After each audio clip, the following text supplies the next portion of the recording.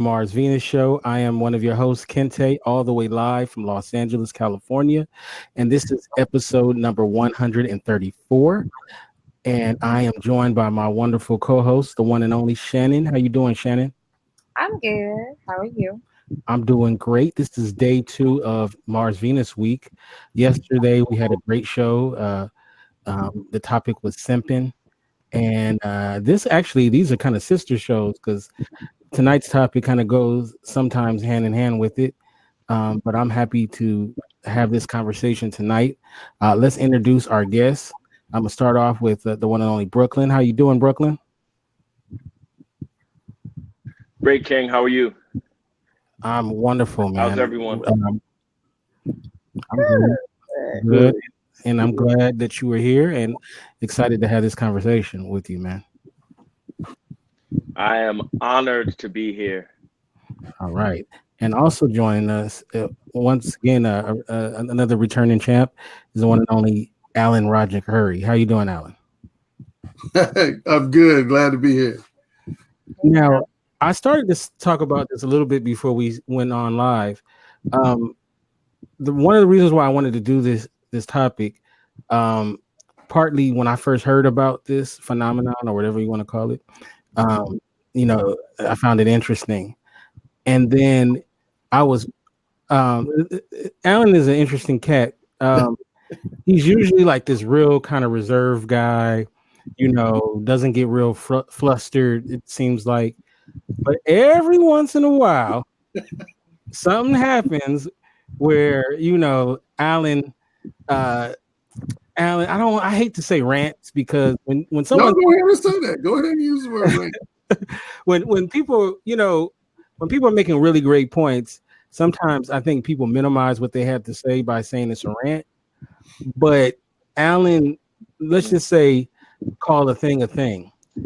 And I really enjoyed when I think it was about 2 or 3 weeks ago when the incident with the shooters in Dayton and what was it? Dallas was the other place? El Paso, right? El Paso happened.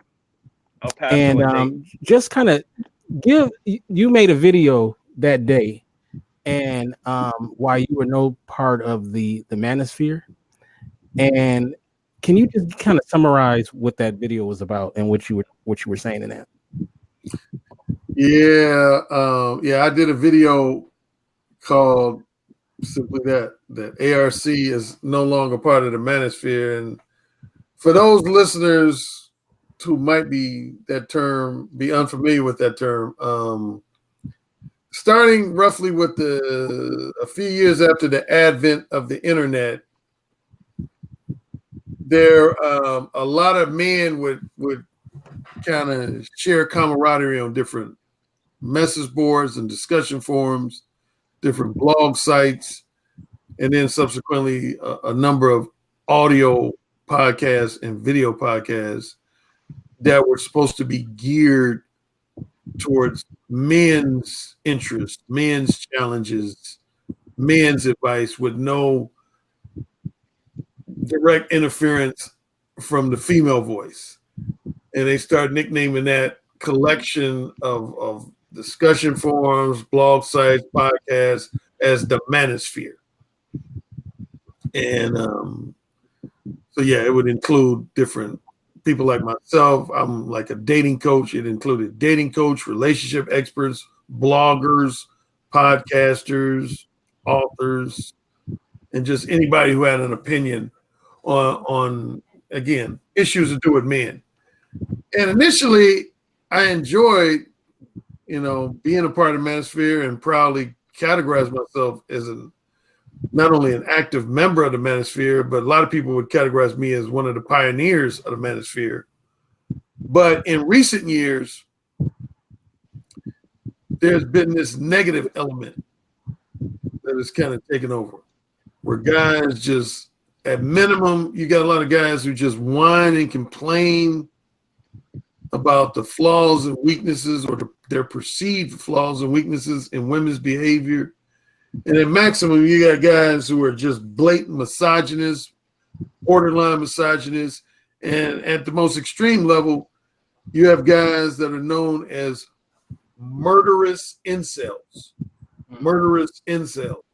One of the most notable names in that category would be a guy named Elliot Rodger, who shot up, who killed some people in 2014 in Santa Barbara, California. Even before him, you had a guy outside of Pittsburgh named George Soldini, went into a health and fitness club and murdered people, predominantly women. You had a guy in Canada, Alec Manassian. And it's to the point now, wherever I read about somebody who's a mass shooter, first thing I say to myself is, I bet when there's details revealed about that guy's life, it's going to say he was romantically or sexually frustrated. He was ignored by women or had problems socially interacting with women or something along those lines. And sure enough, that's what came out with the El Paso shooter as well as the Dayton, Ohio shooter.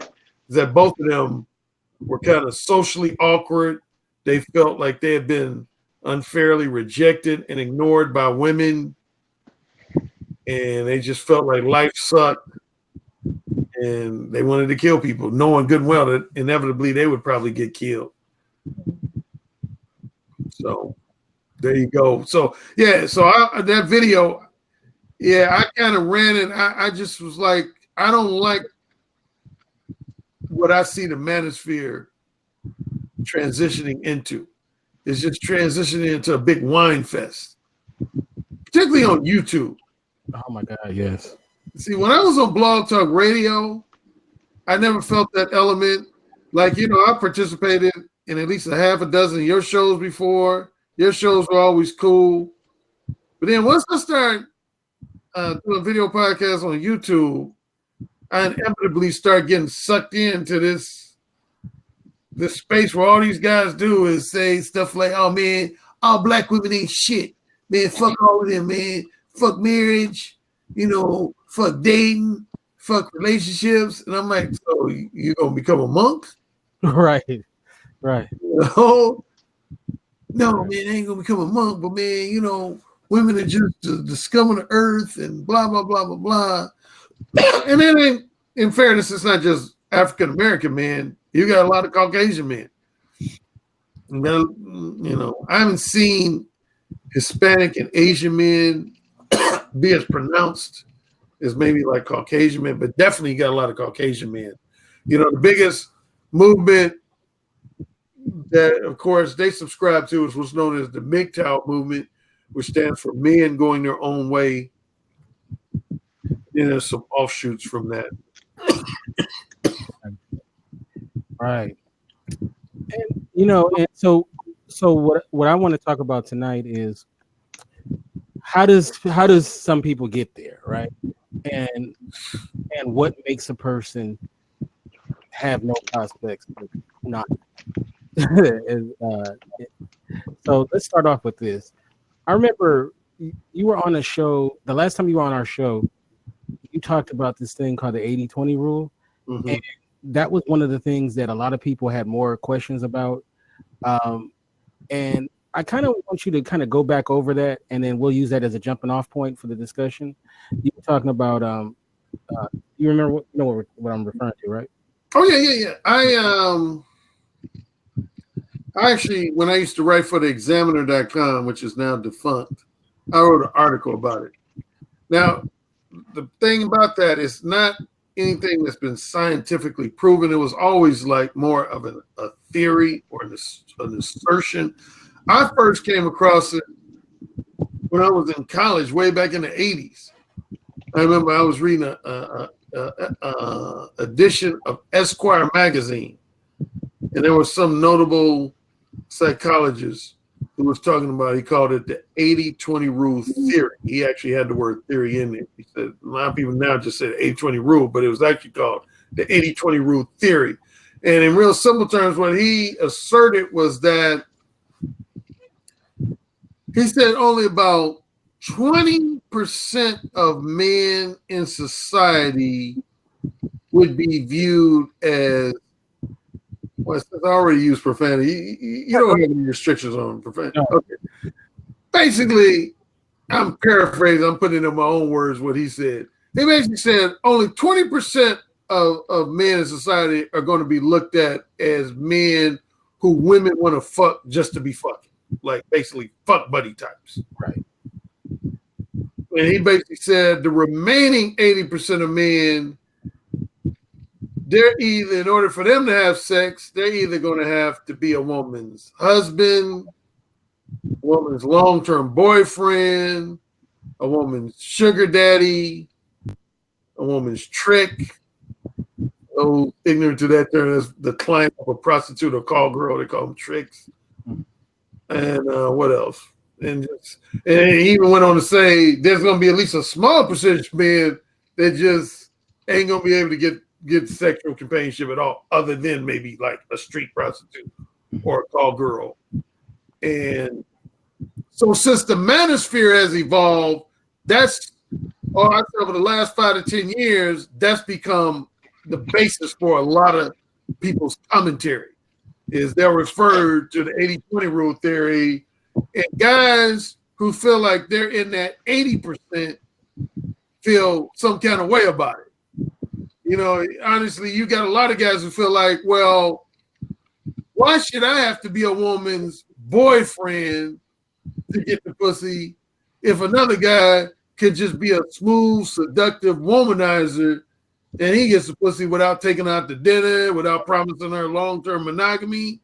You know, why? Like, I know a couple podcasts, I'm not going to say their names in particular. That's always their main recurring argument. They're like, man, I don't want to be a woman's husband or fiance or boyfriend when I know that another guy can get in her pants just by having, you know, smooth, seductive verbal game. That's bullshit. You know, like one podcast, he calls that price discrimination. He says that's price discrimination. What? That's price discrimination. It's quality. Why don't they just become, all you have to do is become a higher quality man. There's high quality men and high quality women. And those people always get the pick of the litter. You know, if you're mad that someone who has more sexual market value than you can always do things, especially a man. Like, we're so gifted. We can always improve our sexual market value. A man can always work out. A man can always get a higher status job. You know, you could be, and as we've seen, you could be a trash human being, and through circumstances and through hard work, you become like a higher quality man. You know, you're in some position of authority, you're very successful in your business, or you work on your communication and your social intelligence. And the more you improve yourself, the better your prospects get. Always. Well, Brooklyn, I'm gonna speak. And I think it's much easier to do that for a man than a woman. I'm gonna speak. I'm gonna play the role of devil's advocate. know? I'm not gonna be speaking as myself. I'm gonna speak for the feedback I hear. So what you said, this is what a lot of guys will say. Hey man, Brooklyn, man, forget that, man. Number one, man, I'm only 5'4", man. I can't improve my height. And all these women out here, they want tall men. So, man, all that self-improvement, man, that's bullshit, man. I'm gonna be 5'4" for the rest of my life, man. And secondly, man, you know, I ain't got no major degrees and stuff, so it ain't like I could just get better jobs, man. You know, I only got a high school diploma, so I'm always be stuck in a working class job, man. So, man, all that stuff you're talking about, that's bullshit. And then you got women who like street thugs and drug dealers and stuff, and they ain't even got no like high school diploma, man. And women, they still gravitate towards them, and I'm a good guy. How come they don't gravitate towards me? They gravitate towards the drug dealer and the street thug, man. So, man, all that stuff you're talking about, man, forget you, man. You just one of them brothers, man, because you poor women, you ain't got no empathy for brothers like us, man. You ain't got no empathy for brothers like us, man. And that's why I don't like you, Brooklyn, man, because you one of them dudes. You one of them dudes that like turn your nose down on us, dudes who struggling with women, man. That's what I got to say, man. Cut it. You know, it's funny you say that. That is not his only problem that he's fighting for. I assure you. that I'm doing this podcast, use incels. First of all, they had to ask me what incels were, and I had to explain that to them. And they were like, anybody be in that predicament? And I was like, what you're suffering from is, you are suffering from the privilege of not having that issue. You know what I'm saying? And I've worked with men. I've worked in the matchmaking industry. I've been a dating coach, and I've worked with men just in my, professional aerospace career and my day job that were socially awkward to the point where we're just horrible with women. If they were not, guys were married to women from the Philippines or Thailand or something like that, and others were just not, and they just could not get women. Another part, I'll stick a pin in that one. These men often want women. I don't believe in leagues. I don't believe that a woman is out of your league. However, you have to be able to be on that person's frequency.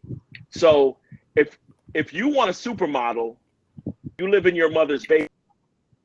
Very difficult for you to get yourself going to be, and then know what to say to the supermodels when you meet them. So it's not that I don't have empathy. I have plenty of empathy for brothers who, are not tall, brothers who don't know how to talk.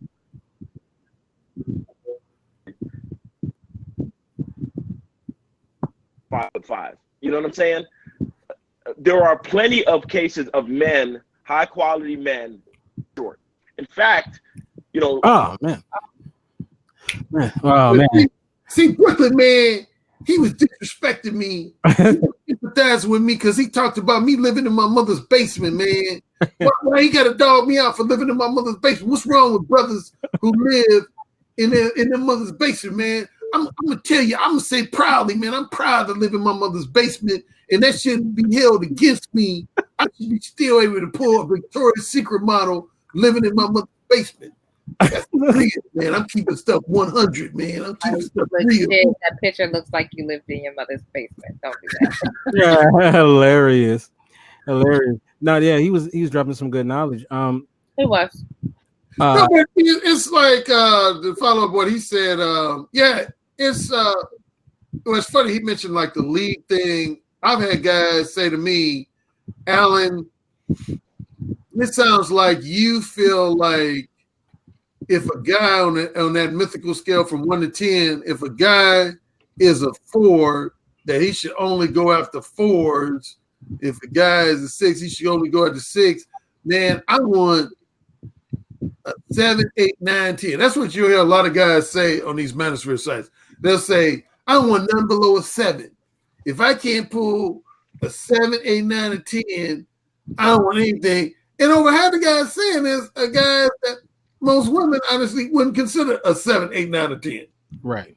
But yet they be an extra pick. Like there used to be this website that was real popular. I used to occasionally go on, usually when people brought my name up on there. It was called PUA Hate. And it was appropriately titled because here was the thing, and I will give some criticism towards the PUA community. See, here's what the pickup artist community did that almost spawned all these whiners and complainers and bitter guys. Is when the pickup artist community was real popular, I would say the heyday of the pickup artist community was roughly between 2005, which is when Neil Strauss' book, The Game, came out. The Game. That's what catapulted the popularity of the pickup artist community. And I would say the popularity of that community probably lasts for at least the next 10 years. I say so, from 2005 to 2015. That's fair. And what pickup artists did, you had, number one, a lot of snake oil salesmen, as pickup artists. And what they did that was really wrong is they gave the example Brooklyn talked about guys living in their mother's basement. Here's the message they sent the guys is that, hey, even if you're an awkward looking, even if you are living in your mother's basement, if you come, we'll get to my you $2,000 boot camp, you will overnight become a ladies' man and a prolific womanizer. And guys were like, yeah, let me save up money. I'm going to sell my computer and I'm going to go to this boot camp. And then I'm going to come out of this boot camp like a magical ladies' man and womanizer, only to realistically realize that after they put forth that money, they were still an awkward nerd living in their mother's basement.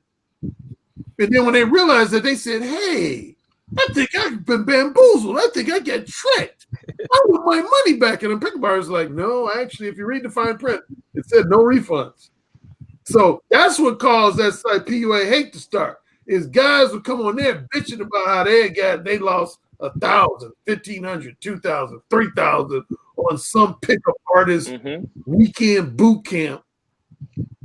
And they was like, man, this is bullshit, man. I follow such and such PUA, and he made me believe that if I went to this boot camp, I was going to be pulling Victoria's Secret models on a weekly basis after that.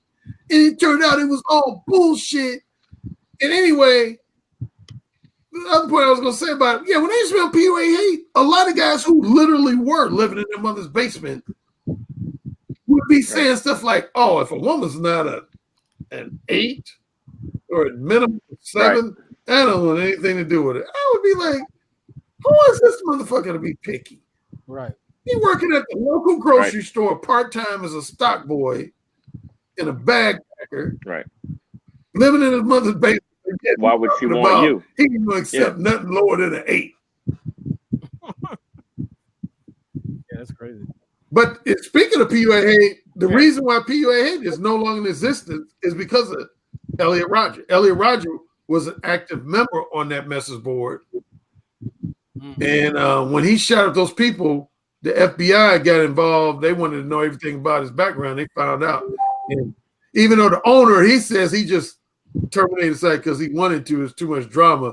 But I always say the FBI told, they said, hey, we shutting this shit down. Because this almost seems to be like a breeding ground for guys like Elliot Rodger. No. Yeah. Now, Alan, you are a dating coach, and Brooklyn, you're a matchmaker as well. And I'm gonna start this question off to you, Brooklyn. Put your matchmaking hat on. Okay. Give me some reasons why a guy can be perceived as unfuckable.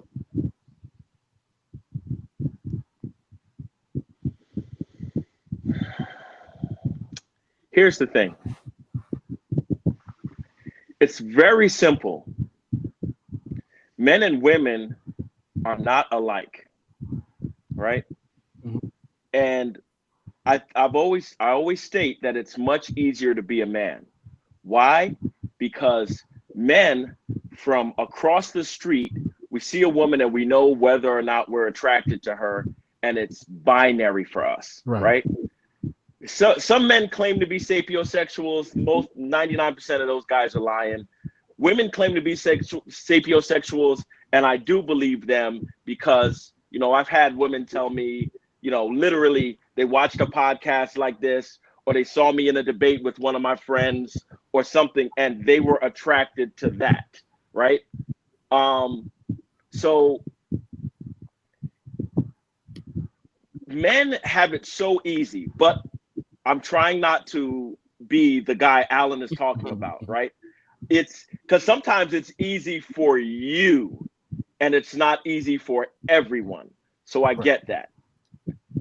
But when men find success, right, in sports, in literature, we have it easy for this reason. There is a groupie for everything, and I don't mean groupie in a derogatory way, right?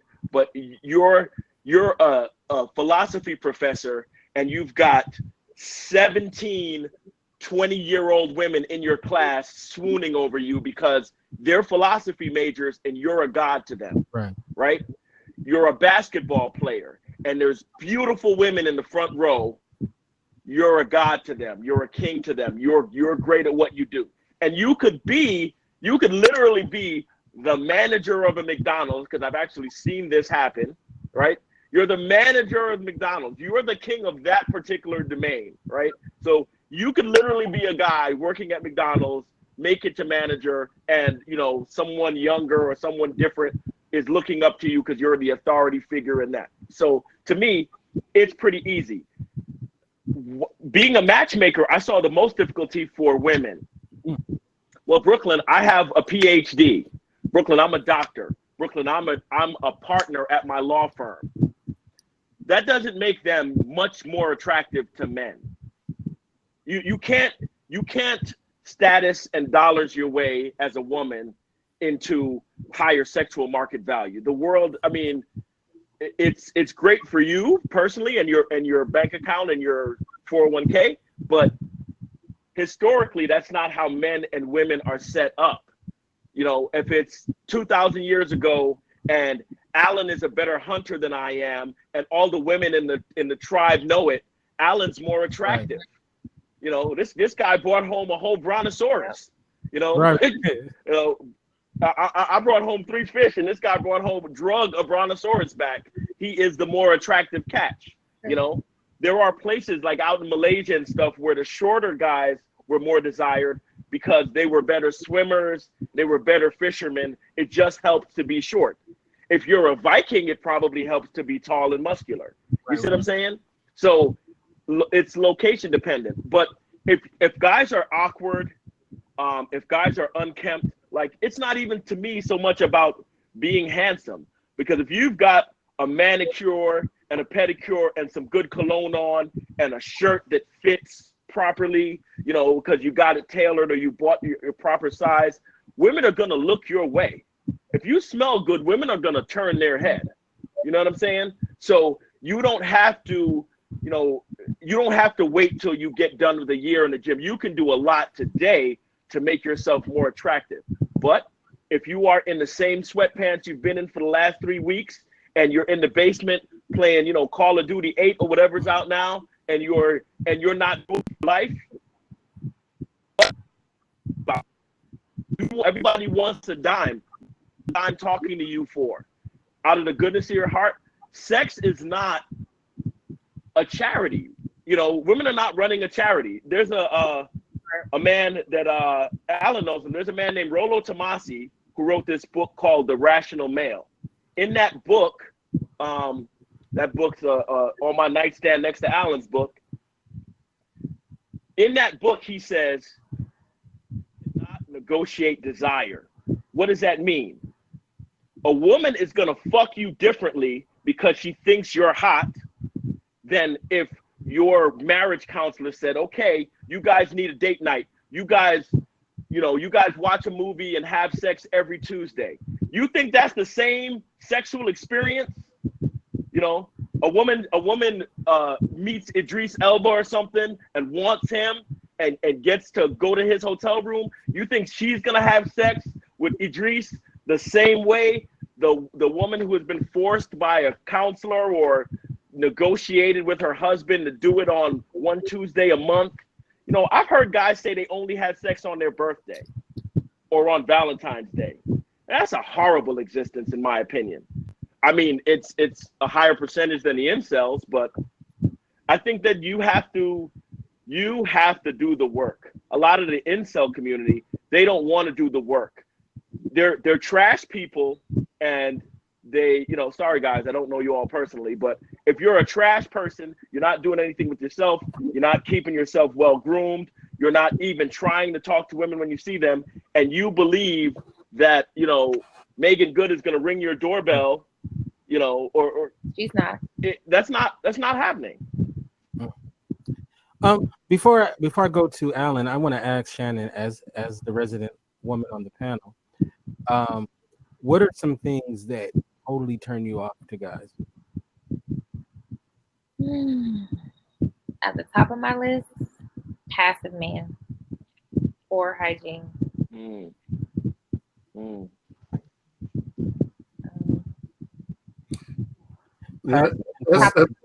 That's funny. Shannon would say poor hygiene because See, there's some things that are subjective to the person, but then there's other things that are pretty much universal. You're never gonna hear a woman say, "Girl, I met this man, and I'm gonna be honest, I just love the fact that he's funky. He just and it just turns me on so much.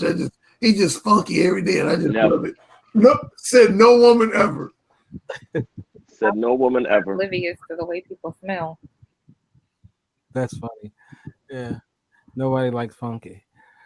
Except for another funky person. Look, Yeah. You know, you think people have boyfriends and girlfriends? What'd you say, I Shannon? said, you don't think homeless people would have boyfriends and girlfriends? Well, they Well, they're probably all those. I was like, says no one ever. They may not be saying it, but it's some funky people in relationships. Well, you know, I have to take that back because probably to be homeless might be to be nose blind. There's some. I mean, there's some non-homeless people that stink and still in relationships. Like, there's some brothers and sisters from certain countries in Africa that actually do not believe in deodorant. They there's the concept that some of y'all might be familiar with. It's called pheromones that they believe contributes to sexual attraction. And these brothers and sisters believe that deodorant diminishes your natural pheromones. So, I mean, they still do things like take baths and showers, but they don't believe in deodorant because they said that messes with the pheromones. So I found that article interesting when I was reading. I was like, wow. Anyway, Kente, I think you had a question for me. Yeah, let's unpack passive because I really want. She said that she doesn't like passive guys, and I want. We'll start off with you, Alan. When you hear her say she doesn't like passive guys, what does that ring true for you? To you? Well, honestly, That's Alan's whole entire thing. That is the foundation of Alan Roger Curry's whole thing. Go. Yeah, well, that relates to some I'm sure a lot of men have heard talked about again in the manosphere. One of the talking points you hear in a lot of manosphere commentary is about the archetypes of the alpha male versus the beta male. And there's a few behavioral characteristics that contributes to both archetypes, but if I had to highlight a few, the most notable is an alpha male is a man who has a high degree of leadership qualities. He has a very dominant nature, very assertive or even an aggressive nature. He knows what he wants. He goes after what he wants. On the negative end, he's oftentimes considered uncompromising. A lot of alpha males tend to have an attitude of my way or the highway. Whereas beta males, on the other hand, on the positive end, a lot of beta males are considered easier to get along with, easier for women to manage their personalities and behavior because they're very lenient, they're very accommodating, very flattering, very entertaining.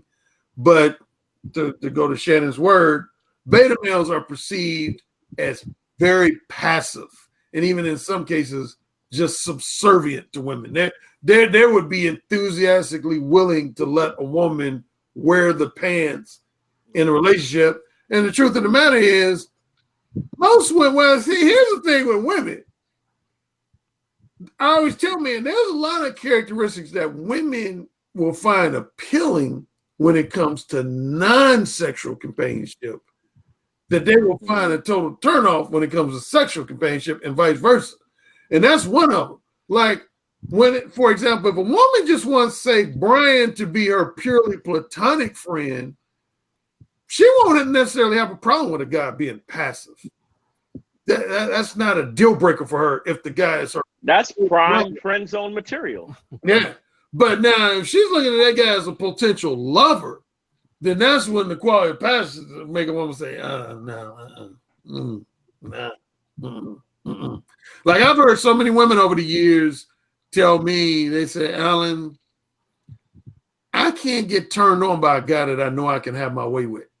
If I know I can just totally easily manipulate a guy, control a guy, dominate a guy, ain't nothing about him gonna turn me on. But a lot of them will say, as I just alluded to, they'll say, now for friendship purposes, I like a guy like that. I like a guy that I can tell him what to do and he'll obey everything I tell him to do. But as far as him turning me on in the bedroom, I don't want no woman, no man like that who I can just easily dominate and he's just basically my bitch. Yeah, so no woman sexually wants a man. I nickname it a beta male bitch boy. No woman sexually wants a beta male bitch boy. But again, they'll maintain beta male bitch boys in their roster of purely platonic friends. And they might even marry him. Yeah, no thank you. That's funny. They might even marry him, but then because you talk about it. This is what a lot of women would do outside work. And when they come across an aggressive guy, manipulative if a woman has to tell you to be aggressive, then you've already lost. Yep. She doesn't want to tell you. Materialistic women will do in line with what Brooklyn just said, and this is something I included in my book, The Beta Male Revolution. Some women will marry a beta male, even though they know deep down they're not really sexual, particularly if he got this. Let's say he's earning like a 6-figure salary. A lot of women will marry the beta male, but they'll have at least one very sexually appealing alpha male, dominant alpha male as their side dude.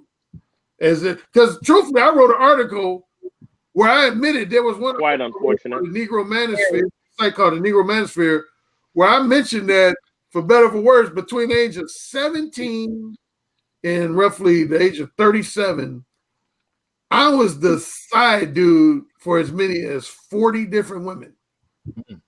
And it was interesting. That was a situation with a lot of the women who I was their side dude. They were married to beta male types.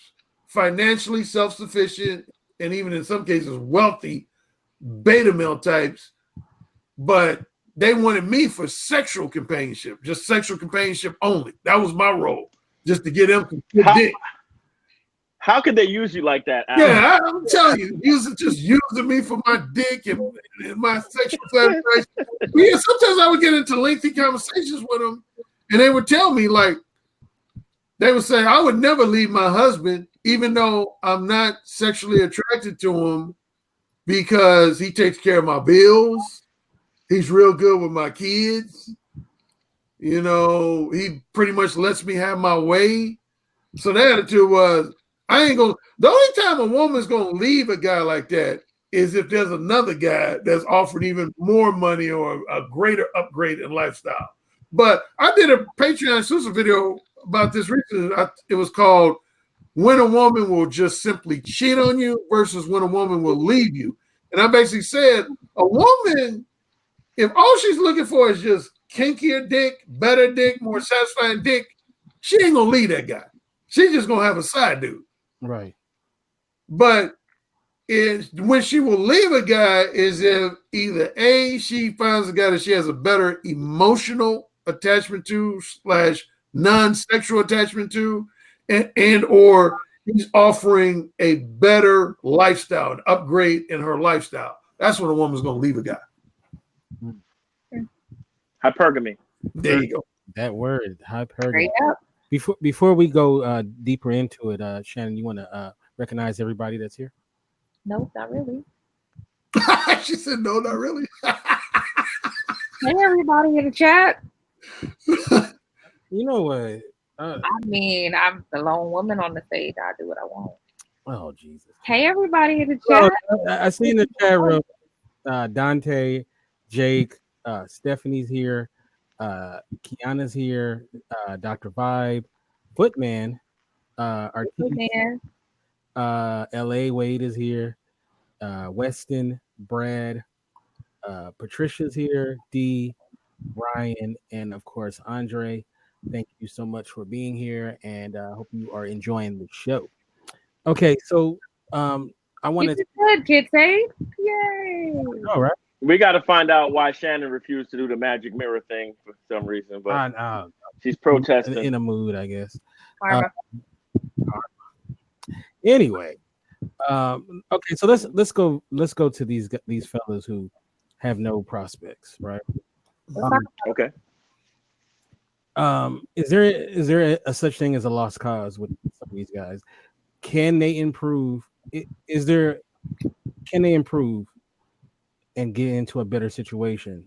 I mean, obviously they hit the lottery, but that's no. If they study, you know, if one of these men is like I was saying earlier, if you're sitting in the basement playing video games, you know, 40 hours a week, right? You're not improving yourself. You might improve at the video game, but anything you want to do in life, you have to learn. We learned to walk, we learned to talk, we learned to drive cars. You know, like I learned to drive on a manual car. And if you learn to drive on a manual car, then driving an automatic is easy. You know what I'm saying? So if you're not going to try to improve yourself, then again, a beautiful woman is not going to ring your bell and invite herself to your home. You know, you can always, and it's much easier for a man than a woman. You can always increase your sexual market value simply by, you're not even trying to get women. You're just trying to improve your life. Like you could literally get a dog and start walking your dog every day and burn calories, meet people. You might meet some friends with dogs. Then you might meet some women with dogs. Then a woman might think you're cute or funny and you might meet her for coffee and go from there. And you Like, might be a dog. Sorry. Continue. come on, Shannon. Come on, Shannon. We're professionals here. Hey, So, dog you know, professional. you can if you improve your life, you improve your prospects. Always. You know, I was watching a gentleman named Kevin Samuels on YouTube the other day. He's a style guy. Yeah, that's my fraternity brother. Oh, is he? Okay. Yeah. Cool brother. So, you know, and he was just talking about style. Like I literally bought this shirt and some others while I was in Dallas because I was thinking about some of the videos I saw. And I'm like, you know what? I need to improve my style. Let me, you know, get some of these well-fit, you know, shirts. Like it's an incremental, you make these incremental improvements and by asking experts or by getting out there, you know, you shop around, there's a scene in the movie Hitch where Hitch is getting one of his clients prepared for a date. And the client looks down at the shoes Hitch got for him. And he says, you know, these shoes aren't me. These shoes aren't my style. And he's like, you is a very fluid concept right now. You bought the shoes. You're wearing the shoes. You're about to go on a date with a beautiful woman while wearing these shoes. So these shoes are literally you right now. And that's what it is. You know, improve yourself. You think you weigh too much? Start walking, start running, start going to the gym. You know, you don't know how to lift weights? Ask your cousin or a friend or get a trainer. There's always something you can do, just like you learned everything else. It's like guys get to be 25 or 30 or 40 or 50 and they act like they can't learn anything else. They can't wear anything but a jersey or a graphic t-shirt. They can't, you know, they have to wear sneakers everywhere. Why? There's nothing stopping you from doing the things you want to do. You know, you want to go to the opera, buy a ticket and go to the opera. You know, you want to walk around the museum, drive to the museum and go to the museum. It's your mindset. Alan? What was the question again? No, the question was, is there anything that you can do to better yourself to not be an incel? Well, I almost want to answer that yes and no. Some guys, I'm gonna keep it real. Some guys might be permanently destined to be incels for the rest of their life. Number one thing I notice about the younger generation, I don't want to pick on millennials, but man, they're very heavy into electronic communication. And I always tell guys, particularly young guys, how do you expect to develop chemistry with women when all you want to do is text and talk to women through social media? I mean, You can't. It's just so that puts a lot of men back right there. A lot of men don't have real life social skills. So that's the biggest weakness of a lot of these guys who are incels. They have very awkward and almost non-existent social skills. They only know how to talk to people via some kind of electronic means. Now I think all guys generally can simply improve. It's like when Brooklyn was talking about guys being hunters and guys being able to be fishermen. At the most basic level, a man should be emphasizing just his basic survival skills. You know, and I think if a man was to concentrate on just enhancing every aspect of his general survival skills, some woman, it might not be 100 women, it might not be 50 women, but some woman is going to take notice to that, because we all want to survive to the best of our ability. You know, human beings, we have the concrete jungle, as they call it, whereas animals just have the regular grass-based jungle. But it's still a jungle. You got to know how to survive. So that's one aspect that all men should know how to do. Like, I know young guys, they don't even know how to like use tools like hammers and drills. You know, when I was in high school, we had a class where you just got taught the basics of that. But I talked to a lot of young guys. I'll ask them about stuff to do with just being a handyman. They'll be like, I don't know what you're talking about. I know how to play Call of Duty, like Brendan was talking about Call of Duty. They'll be like, I know how to play this video game. I don't know how to use no hammer and no drill and none of that shit. And I'm like, okay, so if you got a house and something go wrong, how you gonna be able to fix it? Oh, I just call somebody and pay somebody to fix it. Right. You know, to me, man, part of being a man when I was growing up, man, was learning how to just take care of you and your own, you know, and just the basics of handyman work. But yeah, the first and foremost thing is, again, the attitude. How can any man expect to be successful with women if he looks at women as the enemy? And that's what I'm seeing too much in today's society, is that a lot of men, they look at women as the enemy. That's how they talk about women, like that, like women are their adversary. But yet they contradict themselves because they want to fuck these women. Right. But yet they'll talk about them and treat them like they're the enemy, and they're going on feminism. You know, feminism has created a bunch of no good bitches that are power hungry and spoiled. And so that's when you probably heard a lot of my rants, Kente, on my YouTube channel, because I'm like, I tell guys, I don't look at any women as my enemy. Even the ones who in my past that I didn't particularly say get along with or have great chemistry with, I just chalked it up to me and that woman didn't have great chemistry. We didn't click. She wasn't the one. But I don't say, damn, you know, because I didn't get along with Michelle Johnson. She represents all women and they all bitches and fuck all of them. I ain't gonna mess around with none of them because Michelle Johnson did me wrong. And, you know, she ate my last chicken wing when I told her not to eat my last chicken wing. And now I know she a bitch. Fuck all these bitches because they'll all eat your chicken wings if they give it a chance. That's how bitches. You know, so guess what, guys, their own attitude shoots them in the foot. And then guess what someone will say when I tell them that? They'll say, oh, Ellie, man, you just defending these bitches, man. You defending these women, man. You like becoming like a male feminist, man. White knight, man, to these women, man. You defending them, man. And so, but yeah, I think at basic level, I think all guys, I don't want to get too spiritual, but I don't think God would create a human male that just has no chance of attracting anybody. Right. I just don't think, because he got here.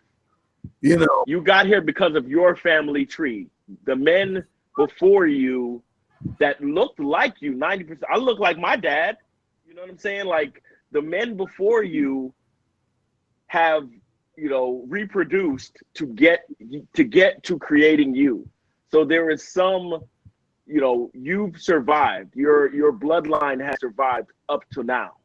So why are you incapable of meeting women? I mean, here's the thing, right?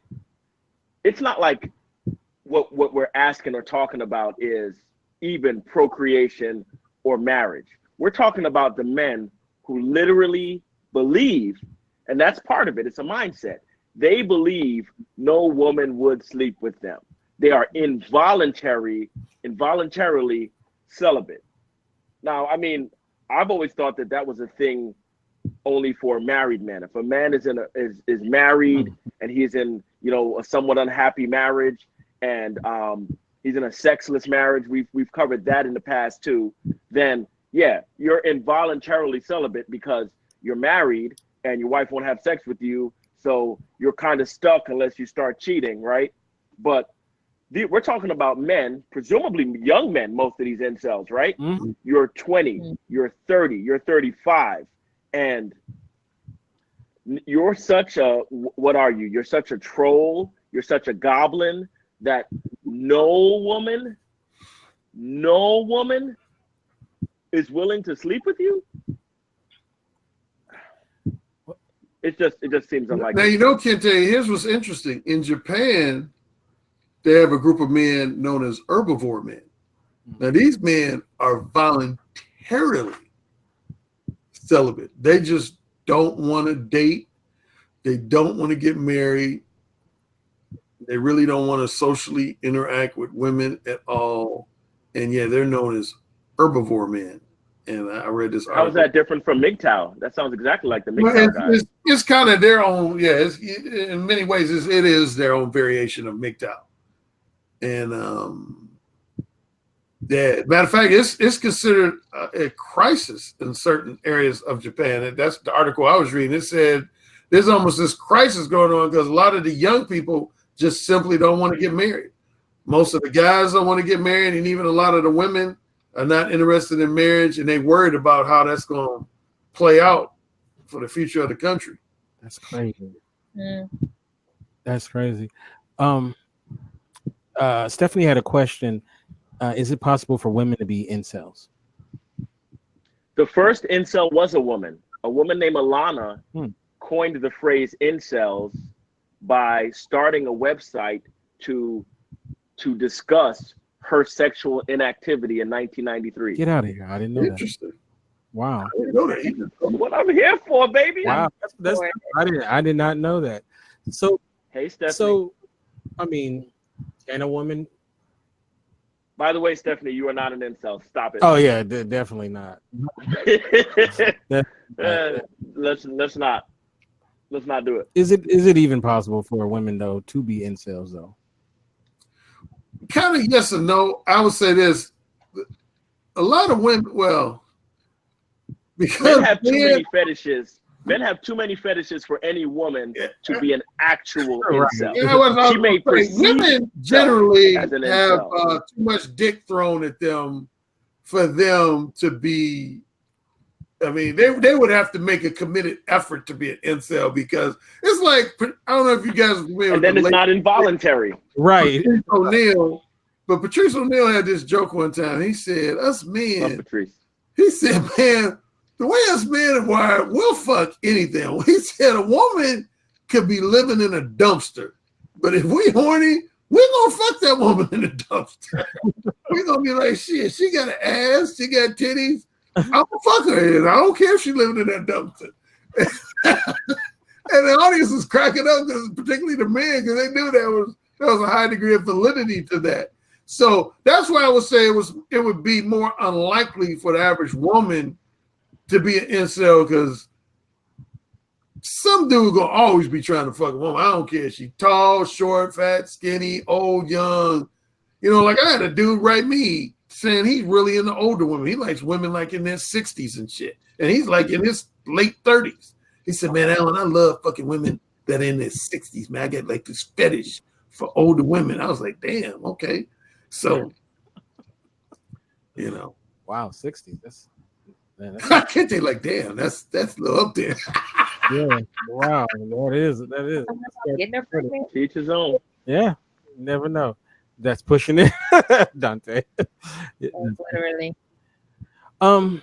Yeah, I mean that's my point. That there's always, if you are in the internet, if you are on the internet, you will find. If you look at porn, for instance, you can find porn for everything Alan just described. Are you into 600-pound women? There's porn for that. You are into midgets? There's porn for that. Whatever. They're literally whatever. So it's to me, involuntary celibate, the dictionary definition, these are people who try as they might, they cannot get anyone to have sex with them. Most women, can. Most women within the sound of my voice can get a man to sleep with them tonight. All right, we're gonna call this next section the uncles section, right? So we'll start off with you, Alan. Uncle Alan. Okay. Let's say you have a sister, Mm-hmm. and her 13-year-old or 15-year-old son is starting to look a little incel-y. Like he's going down that path. You kind of see the signs. Okay. Right. So one is, what would be some signs that he needs to maybe go another path? And what would you say if you started smelling that aroma? Well, yeah, the signs I would look for is if he seems just very socially awkward, really around both other boys and girls, but particularly around girls. He seems to have a lack of enthusiasm for socially interacting with girls. And even more so, I'm starting to sense that he's developing that negative attitude I was talking about. He seems like he's just becoming very negative towards women, and he seems signs of. So I would first try to identify. I would get in his head, so to speak. I would identify what are some invalid beliefs he might be maintaining about dealing with women, about the whole concept of dating and relationships. What are some of his egotistical insecurities? What does he feel insecure about? What does he feel fearful about? I would find out if he's been bullied, because a lot of times if a young guy has been bullied a lot, it will negatively affect his self-esteem and his ability to socially interact with others. So yeah, I would just thoroughly get in his head and ask him like a lot of probing questions that provokes him to reveal himself better to me. And then from that point, I would just kind of seek what I do with my clients. What I do with my clients, in a matter of speaking, is I get into their head and then I take out all the garbage, so to speak. Once I identify something that I consider garbage, like say a very invalid belief, negative attitude, I grab it, delete it, grab it, delete it. Just like people do with their computers, sometimes every now and then on your computer, you realize you have certain applications on your computer, certain files that you just like, I don't use this shit, or this shit is not beneficial to me. And you just press delete. You send it to the recycle bin. And that's what I do with my clients. I get into their head, I help them strengthen and enhance the good things that are part of their social programming. But on the flip side, I help them delete and weed out all the negative things that I feel are holding them back. And then I allow them to flourish from there. So that's what I would do if I had a nephew. I would basically treat him the same way I would treat my clients. Okay. All right. Now, Brooklyn, have you ever spotted a young man, maybe a family member or whatnot, that you had to give some advice to help him out? I have. And and you just talked, because it can go the way that Alan described earlier on in the podcast, where these guys seem hateful and potentially violent, right? Because when you start seeing a young man talking about how awful women are, and you're like, are you old enough to have had your heart, like, did a woman take half your stuff, in a messy divorce? Like, no, you don't have anything, so no one took half of your nothing. You're just like, wait a minute, why are you have been on the planet long enough to be bitter about something? So when a young guy, I'm talking 18, 20, 25, 30, when a young guy is super bitter, it's like, you haven't even dated enough yet. You haven't had a large enough sample size. You're not experienced enough to do it all well, and B, the 3 women you've dated for 3 weeks each don't. So yeah, you spot a guy like that early, and you try to talk him out of it. I want to interject real quick, Brooklyn. I just talked about that on a recent YouTube video, what you just said. And I was talking about these incels, and more particularly the murderous incels. And one of the things I said is that a lot of these murderous incels are like 17, 18, 19, 20, 21. And I'm like, your adult life hasn't even gotten started yet. You haven't even dated enough and even gotten rejected enough to warrant legitimately being angry. And it just blows my mind that you got these young guys with these profoundly negative attitudes. And it's like, dude, like you were just talking about, brother, a lot of these guys, they've only had like high school girlfriends and they dated for maybe 2-3 weeks at a time. It's like, man, come on. It don't make sense to me. Yeah. I mean, like Dylan Roof, right? From what I've read about Dylan Roof, that's the South Carolina. People let him in, embraced him, played with him, and he killed them. You got guys like, he was apparently mad that a girl he liked was talking to a black guy, but he literally never hollered at the girl. He never got rejected by her. It's all 100% in his head. I can't get this girl. I'm not going to try, but she likes this guy, and therefore a whole bunch of black people have to. So, the trauma that these guys are experiencing is often, not in every case, but is often not even real life trauma. Part of that, it connects back to what Alan said earlier about people living digitally, right? This guy hasn't been turned down by 500 women in the real world, but he's spending his time looking at Instagram models and seeing other people, and he feels like cyber rejection from people who he hasn't even tried to talk to. Yeah. And so at 21, he's been on the internet 10 hours a day for the last 5 years, and he feels everyone else is doing better in every aspect of life, and most importantly romantically, than he, when he literally is in Starbucks talking to the cute girl next to him, and and probably scrolling through his phone. Right. It's crazy. So many people. I mean, I said this on the show when I was dating a woman a while back, and a guy asked me, how did I meet her? And I was like, I think it was like the grocery store or somewhere. And he was like blown away. He was like, hey, you met her in person? like it was so foreign to him. Yeah. Just meeting the girl out in the people are in person. Right. So yeah, it was just, and his response was so creepy to me because he was just like, wow, you met her in the field. So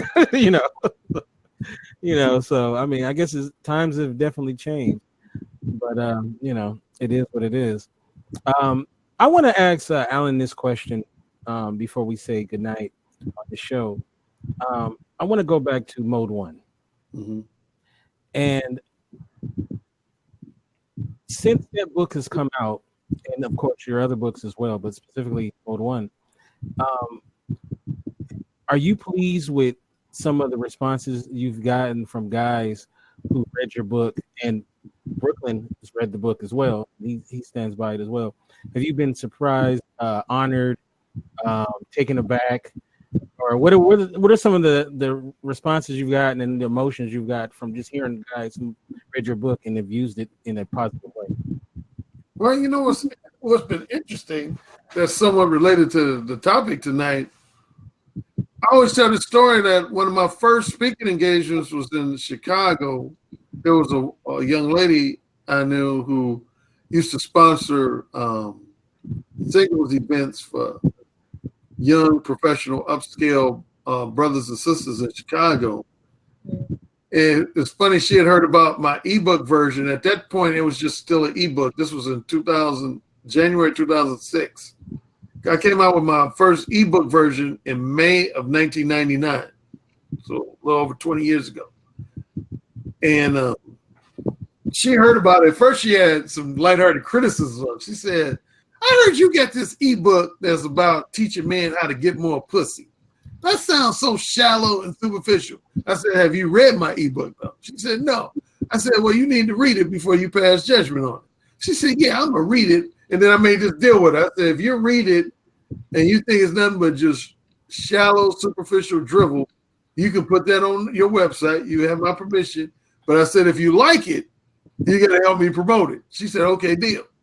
So I gave her a month to read the ebook. She read it in 2 nights and wrote me this long ass email dissecting every chapter. And in a nutshell, she loved it. She said it was much more layered and profound than she had anticipated. But here's the thing. So she ends up inviting me to do this co-ed speaking presentation. It was about 40 sisters and about 25 brothers. Now, going into the speaking engagement, I just anticipated that no less than 90% of the men were going to have my back and be like, ooh, this is good shit. But I anticipated about maybe, I don't know, anywhere from 35 to 40% of women having somewhat of an adverse reaction to it. Do you know it was almost just the opposite? Like 95% of the women loved my presentation. And I would say even the 5% that didn't love it, they liked it, but they just had minor problems with language. Like I had a few female peers that said, well, I wouldn't want a guy to just come up to me and just straightforwardly say, the reason I'm talking to you is because I want to fuck the shit out of you. I want to fuck you doggy style. But I would want a man to be straightforward about the fact that he's looking for, say, casual sex versus a long-term relationship. Yeah. But a lot of the guys, I say at least 1/3 of the guys that were at that presentation, they were hating on me. They were like, man, you gonna fuck up the game, man, with all this honesty bullshit, man. You gonna fuck up the game, man. The reason, like I had this one dude, he said, man, the reason why I got hoes all over Chicago is because I lie to all of them. And now you coming along talking about all this honesty, upfront, straightforward honesty bullshit. Man, you gonna fuck up the game, man. And so I've gotten on the positive end, I've gotten a lot of great feedback over the last 20 years on my book. A lot of men have told me it's literally changed their lives, helped them transform their lives. And of course, it always makes me feel good. But I have this percentage of haters that have been around for years. And it's just interesting to me because when I first wrote the book, I just felt like if I had any haters, that it was going to be women. Right. But almost all the women I know who read my book or listened to the audiobook, they love it. Right. They love Mo One. I probably had maybe 1% of female haters of my book.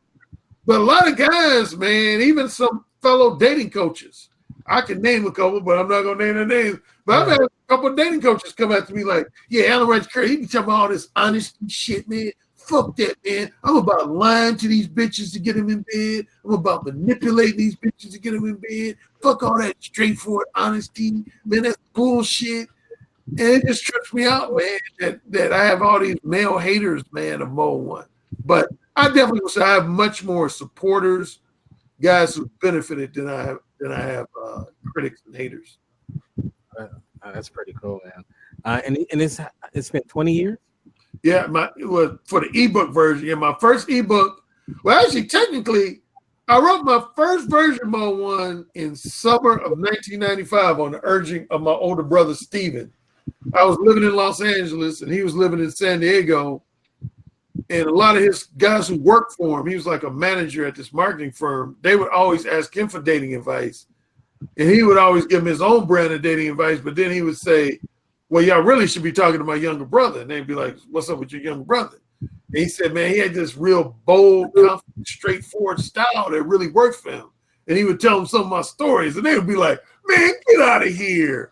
You can't be that honest with women like in the first conversation. No, man, ain't no way. And so he said, man, bro, can you just put together like a pamphlet? So I put together like this 25, 30-page pamphlet called The Mode 1 Principles. That was in summer 95. And then I tweaked that over the next 4 years. And then I finally made an ebook available in May of 99. And that speaking presentation I was just talking about in Chicago, right after that is when I turned it into a paperback. Because a lot of women came up to me after that speaking presentation ready to buy it, and they thought it was already in paperback. And I was like, no, I just got an ebook. And they was like, ebook? I would hold it in my hand. And my brother was like, see, I told you, because he had been telling me to put it in paperback. When he's like, see, I told you, man, this needs to be a paperback. So, yeah, the paperback came out in late February of 2006. And since then, so that's also an audiobook, which you can find all my books on Amazon.com. If you just do a search for my name, Alan Roger Curry, it's on Amazon. At least 3 of my other books is I have a book called Ooh, Say It Again. That's about the art of kinky, erotic, dirty talk and verbal seduction. I got a book called The Possibility of Sex. Now, that's the one book I have that women do criticize, because mainly manipulative women. I'll call out manipulative women in that book. So I'm not criticizing all women, but women who are highly manipulative, I call out all their manipulative game playing tactics in that book, The Possibility of Sex. And then my last book I published in 2016 is called The Beta Male Revolution. And it actually, some parts of that book relate to the subject matter that we talked about tonight, about talk about MGTOW, incels, and all that stuff. All right, man. Well, I want to thank everybody for coming on the show. Thank you, guys. You guys were amazing. And just as a side note, before I get into the to everybody's social media and whatnot, this is day 2 of Mars Venus week. We will not be on tomorrow night, but on Thursday we'll be back at 6 p.m. Pacific, 9 Eastern. We'll be doing moral dilemmas, and on Friday we have Stephanie's coming through, and she's going to actually, from another end, she stepped out. She's going to be giving us some tips and tricks on how to get our game right. And she's going to be talking about her new YouTube channel that's coming out. So definitely you guys want to check those 2 shows out. So I'm going to start off with you, Brooklyn. How can we get you in social media? And also, you were in a car club too. How's that going? Oh yeah, I'm with the BMW Car Club of America, and it's going great. 120 just local in the Maryland, DC, Virginia area. We have 120 events every year, so we're always doing something. We're doing some a couple times a week. The next thing I'm doing, I'm hosting an event on Solomon's Island, Maryland, on September 28th, Saturday. We call it the Solomon Saturday Social. So I'm going to be out here in a few weeks. But other than that, you can catch me on Instagram at king__Brooklyn. You can catch me at Brooklyn PCB, and you can catch me on Tumblr at Brooklyn Taylor Tech. I'm in the process of switching everything over so that all my social media is just Brooklyn Taylor Tech. So I'm easier to find that. But yeah, thanks for having me. It's been an honor and a pleasure as always. Thank you, man. Thank you. I really Shout out appreciate to everyone watching. it. And Alan, how can we get you in social media? Tell us about your YouTube channel, as well as what we should be on the lookout for. And do you have any more books in the pipeline? No, I've been asked that a lot recently. I'd have to say I don't, but who knows what the future holds. Like some guys, well, you'll be able to relate this, kid, because one of my most popular appearances on your programs when we discuss the BDSM lifestyle. Right. And a lot of my male fans want me to write a book about BDSM, kind of like a BDSM for beginners book. So I'll keep you guys posted if that comes to fruition. But yeah, I'm on Facebook, Twitter, Alan Roger Curry. My whole name is just one word. What else? I'm not really that active on Instagram. I am on Instagram, Mode One Forever, but I'm not really what I would call active on there. What else? So, YouTube. I do have a YouTube channel, author Alan Roger Curry. Yeah, I do quite a few video podcasts. And, his channel's dope. You guys, and if you listen to the last few, though, I'm gonna be ranting about some of the guys I've talked about in tonight's show. But I call them the Black Pillars. And my books again can be found on Amazon.com. My main website is directapproachdating.com. Is one word, directapproachdating.com. And what else? Anything else?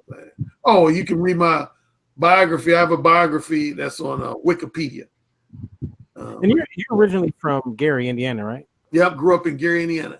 Yeah, shout out to Gary, Indiana. Yeah, that's dope. And one last thing I love about your background. Of course, we have Mode One, but then you have Talk Dirty to Me poster next to the X-Files poster. I love that. Two totally different entertainment products. I like that. Yeah, for sure. Yeah, that's dope. All right, Shannon, how can we get you on social media? Tell us also about your show Sunday and DD, right? When is that coming out? Triple D? Triple D. I'm gonna need you not to name it that. Like drivers, dives, and diners, drives, and dive-ins. No. You can follow me on Instagram, Facebook, Twitter, Shannon Ford like the president, Jefferson like the president. I have a show on Sunday nights here on Get Vocal called A Set Apart Woman at 7 p.m. Eastern Standard Time. By a woman, for women, and the men who love them. And we'll be back this Sunday upcoming for Boss Women's Month. And I have 5 books. You can find all of them poetry on Amazon.com. And Dismantling Daddy Dysfunctions and All the Men I Loved After Him is book number 6. It'll be out in 2020. All right.